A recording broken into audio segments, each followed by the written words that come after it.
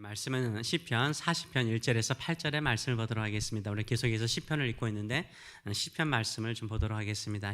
주께서 내 길을 통하여 내게 들려주시기를 제사와 예물을 기뻐하지 아니하시며 번제와 속죄제를 요구하지 아니하신다 하신지라. 그때 내가 말하기를 내가 왔나이다. 나를 가르쳐 기록한 것이 두루마리 책에 있나이다. 나의 하나님이여, 내가 주의 뜻 행하기를 즐기오니 주의 법이 나의 심중에 있나이다 하였나이다. 아멘. 오늘 이 말씀을 가지고 수렁에 빠진 성도에게 들려주신 주의 음성, 수렁에 빠진 성도에게 들려주신 주의 음성이라는 제목으로 같이 은혜를 나누기를 원합니다. 5절의 말씀을 보게 되면 이렇게 말씀하죠. 여호와 나의 하나님이여, 여호와 나의 하나님이여. 우리 하나님을 향하여서 나의 하나님이라고 부르고 있습니다. 그러면서 고백하는 것이 무엇입니까? 주께서 행하신 기적이 많다고, 하나님께서 나에게 행하신 기적이 많다라고 고백하고 있습니다. 이 시편 40편은 다윗의 시편입니다. 다윗이 고백하기를 하나님께서 내게 행하신 기적이 많다는 거예요. 그 기적이 많고 그뿐만 아니라 우리를 향하신 주의 생각도 많다라는 거죠. 나에게 많은 기적도 행하신 것도 감사한데 하나님을 만나면 만날수록 하나님께서 나에게 향하신 그 생각도 매우 많다라고 그런 고백하고 있습니다. 그래서 내가 만난 나의 하나님은 누구와도 비교할 수 없을 정도로 존귀하시고 귀하신 분이라고 찬양을 하고 있습니다. 그러면서 이렇게 고백하죠. 내가 널리 알려 말하고자 하나 너무 많아 그 수를 셀 수도 없다라고. 하나님이 행하신 그 기적과 그 이적과 하나님이 나를 향하신 그 생각을 내가 깨닫고 난 다음부터 그것을 다 말하기가 부족하다라고 말하고 있습니다. 우리 인생이 어떠신지요? 여러분이 신앙생활하면서 하나님을 이렇게 깊이 만난 적이 있는지요? 하나님께서 내게 행하신 그 기적이 있는지요? 또 하나님께서 나에게 보여주신 그 수많은 생각을 깨달으면서 믿음으로 살아가고 계시는지요? 이렇게 자신의 인생을 하나님 앞에 말하기를 하나님께서 나에게 행하신 이적이 많고 기적이 많고 우리를 향하신 하나님의 생각이 많다라고 고백할 수 있는 사람은 누구입니까? 그 사람은 하나님을 의지하는 사람이죠. 4절의 말씀을 보게 되면 하나님을 의지하는 사람이 복이 있다라고 말하고 있습니다. 여호와를 의지하고 교만한 자와 거짓에 치우치는 자를 돌아보지 아니하는 자는, 하나님을 의지하는 사람은요 교만할 수가 없는 거죠. 그래서 교만한 사람이라든지 거짓에 치우치는 사람과 같이 있지 않아요. 그 사람들을 케어하지 않아요. 동케어하는 거예요. 이 사람들이 거짓으로 세상에 형통하고 잘 돼도 거기에 관심 있지 않아요. 겸손한 사람은 어떤 사람입니까? 주님 앞에 무릎을 꿇고 주님의 은혜를 구하는 사람이 겸손한 사람이 좀 있습니다. 하나님을 의지하는 사람에게는요 하나님이 크신 기적을 행하실 뿐만 아니라 우리가 깨닫지 못하는 수많은 생각들을, 계획들을 보여주시는 줄 믿습니다. 그러면서 여호와 하나님을 의지하는 사람은 이렇게 1절에서 고백하고 나갑니다. 다윗은 이렇게 고백하죠.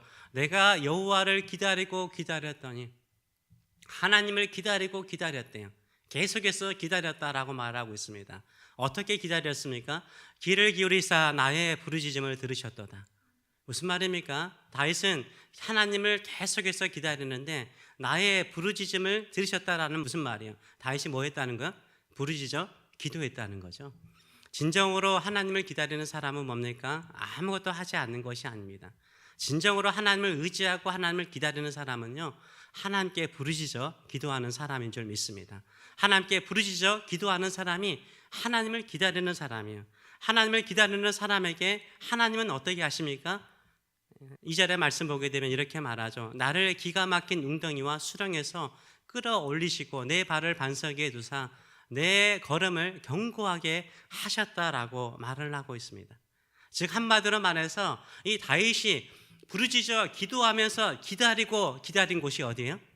예, 기가 막힐 웅덩이와 수렁이에요. 기가 막힐 웅덩이가 파여 있는데 계속해서 오르려고 하면 오르려고 할수록 미끄러지는 거예요. 나올 수 없을 정도로 미끄러지는 거예요. 수렁은 머지잖아요. 늪을 생각하시면 될 것 같아요. 늪 속에 들어가서 열심히 내 힘껏 살아보려고 애쓰는데 힘쓰면 힘쓸수록 어떻게 되는 거예요? 더 깊이 빠져들어가는 곳에 있었다라고 말하고 있어요.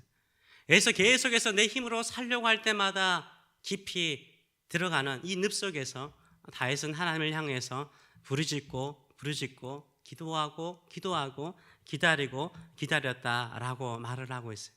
근데 하나님은 우리의 기도를 외면하지 않으시죠. 다윗의 기도를 들으시고 하나님께서 다윗을 거기에서 끄집어 주셨어요.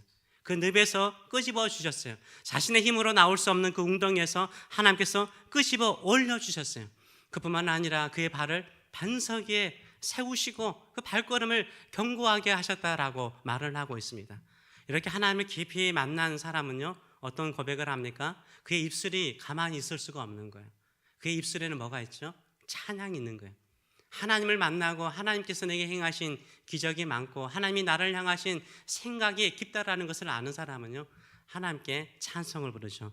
같은 찬양을 부를 수가 없는 거예요. 똑같은 노래를 부를 수가 없는 거예요. 새로운 가사가 생기고 새로운 리듬이 생기고 새로운 노래가 생기는 거예요. 3절은 이렇게 말하고 있습니다. 새 노래 곧 우리 하나님께 올릴 찬송을 내 입에 두셨으니 많은 사람이 보고 두려워하여 여호와를 의지하리로다 라고 말을 하고 있습니다. 우리가 하나님을 만나면 만날수록 새로운 노래가 생기는 줄 믿습니다. 새 마음이 생기는 줄 믿습니다. 새로운 간증이 생기는 줄 믿습니다. 이런 믿음을 가지고 주께 나가시는 저와 여러분 되시길 축원합니다. 그런데 이 시편에 저자에 있던 다윗에게요, 이 수렁과 웅덩이에서요 하나님의 음성을 들었어요. 하나님께서 그의 음성, 그의 귀에 들려주는 음성은 뭐였을까요? 6절은 이렇게 말하고 있습니다. 주께서 내 귀를 통하여 내게 들려주시기를. 하나님께서 다윗의 귀를 통해서 들려주신 그 음성은 무엇이었습니까? 제사와 예물을 기뻐하지 아니하시며 번제와 속죄제를 요구하지 아니하신다라고 말씀하죠. 네가 그렇게 드리고 싶은 제물, 제사 원하지 않는다는 거예요. 그걸 내가 요구하지 않는다는 거예요. 다윗은요, 한평생 하나님께 예배하는 것을 즐겨했어요. 하나님께 나갈 때마다 제물을 가지고 예배하는 것을 즐겨하는 사람이었어요. 하나님께서 뭘 말해요? 내가 너의 제사와 제물, 번제와 속죄제를 요구하지 않는다는 거예요. 그러면 하나님께서 뭘 원하시는 거죠? 하나님께서 제사와 제물보다 더 원하신 것이 있다는 거잖아요. 뭘 원하실까요? 하나님께서 직접 말씀하지 않으세요. 다윗이 깨달아요. 이 음성을 듣고 다윗이 깨달아요. 다윗이 뭐라고 말합니까? 7절을 보게 되면 그때 내가 말하기를 내가 왔나이다. 나를 가르쳐 기록한 것이 두루마리 책에 있나이다.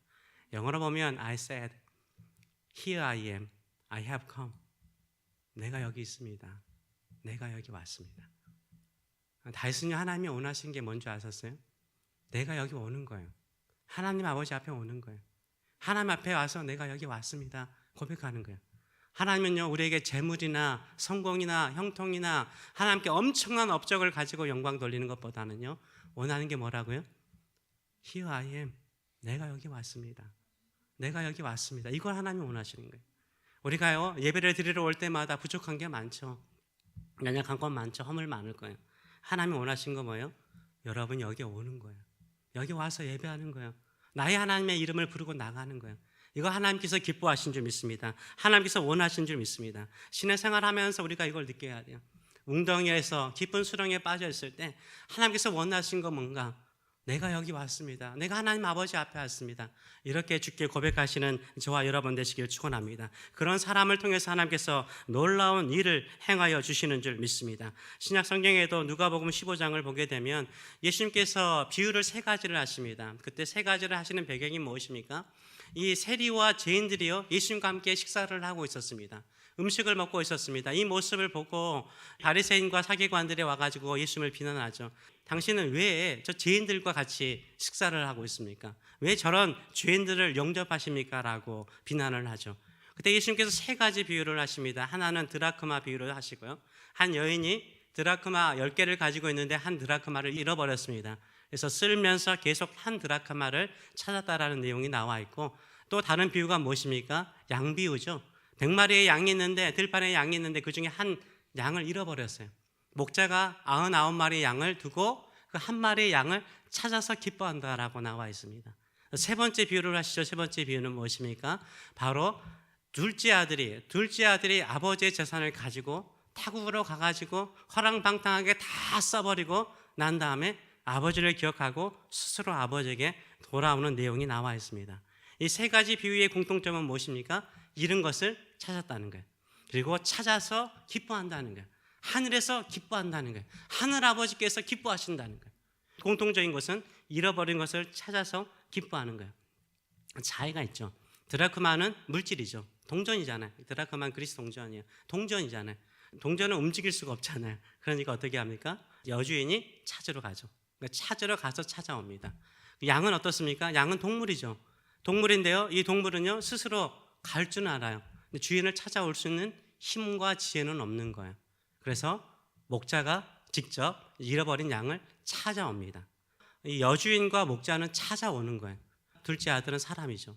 둘째 아들은요, 스스로 아버지의 재산을 정리해서 가지고 가서 화랑방탕에 써버려요. 아버지는 어떻습니까? 아버지는 둘째 아들을 찾으러 가요? 가지 않아요? 안 가요. 기다려요. 그리고 어떻게 합니까? 돌아올 때까지 기다리는데 돌아오는 둘째 아들을 다시 아들로 맞이하고 환영하죠. 저는 이 비유를 이렇게 생각합니다. 드라크마라든가 양은요, 찾아올 수가 없어요, 스스로요. 이들은 예수님의 복음에 대해서 한 번도 들어보지 못한 사람들이에요. 이들은 스스로 하나님께 돌아올 수 있는 그런 사람이 아닌 거예요.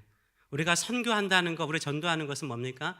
복음을 한 번도 들어보지 못한 사람을 향해서는 나가야 돼요. 한 번도 예수 그리스도의 복음을 들어보지 못한 사람들을 향해서는 우리는 나가서 찾고 또 찾아야 돼요. 그 영혼을 구원해내야 되는 줄 믿습니다. 근데 이 둘째 아들은 어떻습니까? 둘째 아들은 아버지와 같이 있었어요. 아버지와 같이 살았어요. 아버지의 보호를 받았어요. 아버지의 풍성함을 알아요. 아버지의 사랑을 알아요. 그런데도 불구하고 어떻게 합니까? 나갔잖아요. 근데 이 나간 아들은요, 아버지가 스스로 뉘우치고 깨달아서 아버지의 사랑이, 아버지가 얼마나 좋은 분이신가를 깨닫고 다시 돌아오게 하는 것을 볼 수 있어요. 그런 것 같아요. 많은 사람들은요, 우리가 예수 그리스도의 십자가의 능력과 은혜를 경험하고 난 다음에 교회를 떠난 사람도, 실질적으로 교회를 떠나서 나간 사람도 있죠. 그런 분들을 우리가 가나안 교인이라고 그러죠. 가나안 교인들은 하나님 아버지에게 실망하기보다는 교회 안에서 상처를 받는 경우가 참 많은 것 같아요. 이 비유를 보면 참 재밌는 것 같아요. 첫째 아들은 동생이 돌아올 때 어떻습니까? 왜 아버지를 원망하죠. 또 둘째 아들을 비난을 하잖아요. 상처받고 떠난 성도들이 다시 돌아오기 힘든 것이 하나님 아버지 때문이 아니라 어쩌면 기존에 교회 안에 있는 사람들 때문에 내가 신앙생활을 멀리하고 내가 교회 떠난 것을 혹시나 비난하지 않을까 두려워서 오지 못하는 사람도 있을 것입니다. 그럴지라도 우리는 아버지의 마음을 가지고 품어주시는 저와 여러분 되시길 축원합니다. 그런데요, 이 둘째 아들이요, 돌아와요. 스스로 깨우쳐서 돌아와요. 이게 진짜 돌아오는 거죠. 근데 뭘 가지고 와요? 안 가지고 와요. 그냥 거짓골로 오잖아요. Here I am. 아버지 앞에서 나 여기 왔다는 거예요. 나 있는 모습 그대로 가지고 I have come. 여기 왔다는 거예요. 그냥 온 거예요. 근데 아버지가요, 그렇게 좋아요. 그렇게 품어줘요. 그렇게 안아주는 것을 볼 수 있어요. 하나님 아버지의 사랑이 이것인 줄 믿습니다. 우리의 마음이 그러기를 원합니다. 여러분이 성공하거나 잘된 거 보고 하나님이 여러분을 사랑하지 않아요.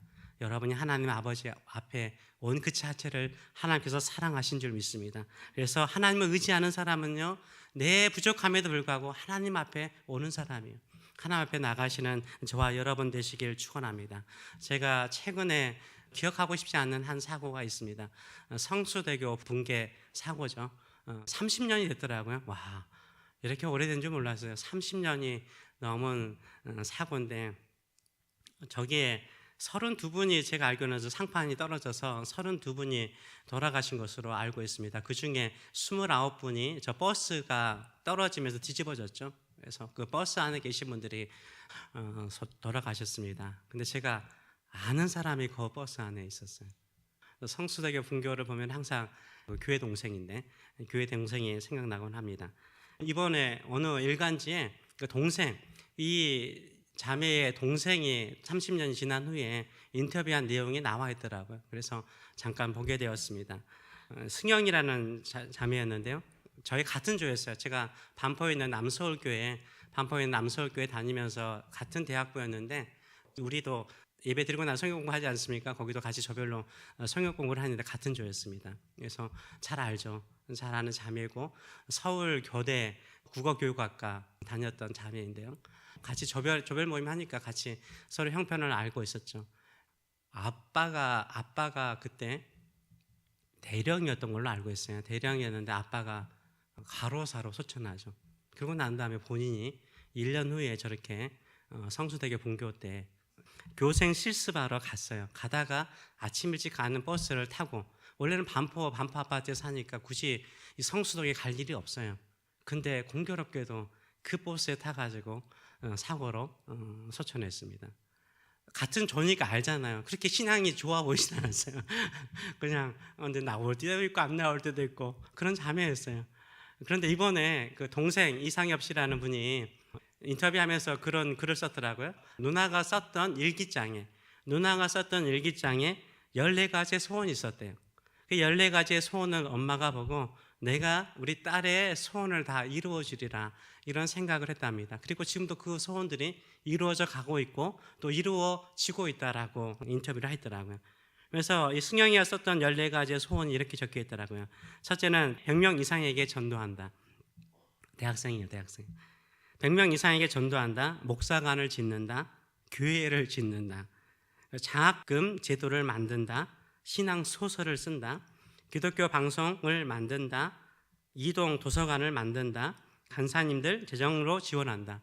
선교사님들을 재정 지원한다. 목사, 간사, 전도사님 전용 휴양지를 만든다. 그 다음에 1명 이상 입양한다. 그리고 단기 선교 다녀온다. 시각장애인을 위해서 뭔가를 한다. 재활시설을 포함한 복지 마을을 만든다. 이렇게 대학생 시절에 적어놨대요, 일기장에. 근데 이것을 엄마가 본 거예요. 그래서 우리 딸을 위해서 내가 이 소원들을 이루어 주리라 라고 생각을 했다고 합니다. 그래서 이제 사고 보상금으로 2억 5천만 원이 들어왔는데 저도 그 기억이 나요. 승영 장학회라고 그래서 신학생이라든가 가난한 학생들에게 장학금을 주었던 그런 기억이 납니다. 또 이 자매가 뭘 했냐면은 자기 시신 기증을 했어요. 그래가지고 마지막 하관 예배죠. 하관 예배를 어디서 했냐면 고려대학교 영안실 앞에서 했어요. 자기 시신을 의학 발전을 위해서 자기 몸을 또 헌신을 했죠. 그렇게 자신을 주고 떠난 자매예요. 근데 나는 어머님에 대한 이야기를 하고 싶은 거예요. 근데 그 어머님께서 제가 알기로는 50대 초반에 남편이 갑자기 과로사로 죽잖아요. 얼마나 힘들어요? 그 다음에 딸이 1년 후에요. 1년 후에 이렇게 성수대교 붕괴 사고로 죽었어요. 그러니까 사람들이 하는 말이 악기가 씌었다. 세상 사람들이죠. 주변에서 악기가 씌었다. 회개해라. 네가 죄가 많아서 그런 일이 있다라고 그렇게 힘들게 했다고 합니다.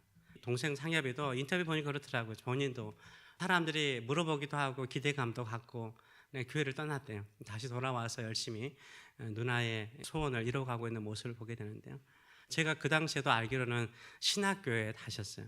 전도사 하시면서 지금도 선교지에 계신 걸로 알고 있어요.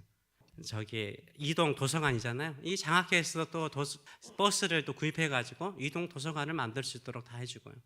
근데 누나가 원하는 게 입양이었잖아요. 그래서 이 동생이 한 해를 입양을 했대요. 근데 부인이 한 명 가지고는 안 되겠다. 한 명 더 입양해가지고 2명을 입양해서 지금 살고 있다라고 이야기를 합니다. 그러면서 본인 가정이 이루는 소원도 있지만 영향을 받아서 이렇게 이루어가는 일들이 있다라고 설명을 해준 것을 보았습니다. 어떻게 보면은 승영이 어머님에게는 정말로 깊은 수렁이죠. 헤어나올 수 없는 늪이죠. 그럼에도 불구하고 거기에서 믿음으로 살려고 했죠. 하나님 붙들고 살려고 그랬어요. 주변 사람들이 어떻게 하든지 간에 하나님을 바라보고 내가 여기 있습니다. 내 자신을 드립니다. 라고 드렸죠.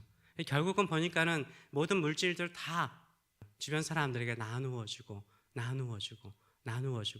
결국은 자신을 선교지에 가서 선교하는 삶을 살고 있는 어머니의 모습을 봅니다. 또 이 동생의 인터뷰 30년 만에 인터뷰하는 기사를 보면서 그들이 반석에 세워진 걸 봐요. 굳건하게 지금도 믿음의 길을 걸어가고 있는 것을 봐요. 정말로 헤어나올 수 없는 그 늪과 같은 그 수렁과 같은 곳에 있었음에도 불구하고 그들이 나와서 하나님을 찬송하고 새 노래를 부르듯이 하나님께 영광을 돌리는 것을 보고 있습니다. 제가 감동이 되더라고요. 우리 여러분의 인생 가운데 혹시 깊은 수렁에 있습니까? 늪에 있습니까? 여러분 자신을 하나님께 드리시기 바랍니다. 하나님께서 반석 위에 세워주실 줄 믿습니다. 우리의 마음이 그러길 바라요. 힘들고 어려울수록 내가 여기 있습니다. 하나님 내 있는 모습 그대로 가지고 주 앞에 나갑니다. 주님의 뜻을 이루는 일에 나의 삶을 쓰시옵소서. 이런 고백을 가지고 나가시는 저와 여러분 되시길 축원합니다. 그래서 2절은 이렇게 말하죠. 나를 기가 막힌 웅덩이와 수렁에서 끌어올리시고 내 발을 반석 위에 두사 내 걸음을 견고하게 하셨도다. 저와 여러분의 인생이 이런 고백이 넘치는 인생이 되기를 원합니다. 하나님께서 생각하시는 기적이 많은 인생이 되기를 원합니다. 하나님의 놀라운 계획으로 인해서 우리는 수렁에 빠졌고 힘든 상황이라고 생각했는데 나중에 다시 돌아보면은 하나님께서 더 크신 일을 이루시는 그 기적의 역사요 하나님의 놀라운 계획이 있었음을 기억하시는 저와 여러분 되시길 축원합니다. 그래서 힘들고 어려울 때, 수렁에 빠져 있을 때, 늪에 빠져 있을 때 고백하세요. 내가 여기 있습니다. 하나님, 내가 아버지 앞에 왔습니다. 고백하세요. 그리고 나는 하나님의 뜻을 이루기로 합니다. 하나님의 뜻을 이루기를 즐겨하는 마음으로 이 자리에 섰사오니 나를 써 주시옵소서. 이런 믿음을 가지고 나가시는 저와 여러분 되시기를 축원합니다. 그래서 이 8절은 이렇게 끝내고 있죠. 나의 하나님이요, 나의 하나님이요, 내가 주의 뜻 행하기를 즐기오니.